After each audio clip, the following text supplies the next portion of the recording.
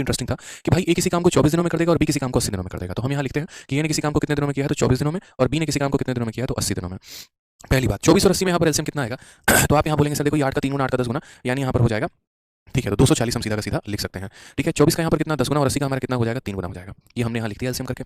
कहा गया कि बी भाई अकेला 2 दिन काम करता है और उसके बाद ए सिर्फ तीसरे दिन आता है। जैसे ऐसा है कि पहला दिन भी यहाँ बी काम कर रहा है, दूसरा दिन भी यहाँ देखो पहला दिन बी काम कर रहा है, दूसरा दिन भी बी काम कर रहा है, फिर हमारा ए काम कर रहा है, फिर ऐसे ही चल रहा है, फिर बी आ रहा है, फिर बी आ रहा है, फिर हमारा कितना आ रहा है ए आ रहा है। यानी हर 2 दिन भी काम कर रहा है, फिर 1 दिन है, फिर 2 दिन भी फिर 1 दिन है। तो आप यहाँ पैटर्न देखिए, तो ये पैटर्न कितने दिन पे रिपीट हो रहा है तो हर 3 दिन पे रिपीट हो रहा है। पैटर्न कितने दिन पे रिपीट हो रहा है तो 3 दिन पे मेरे भाई यहाँ पर रिपीट हो रहा है। तो हम यहाँ पर क्या करेंगे 3 दिन का इकट्ठा काम लेंगे।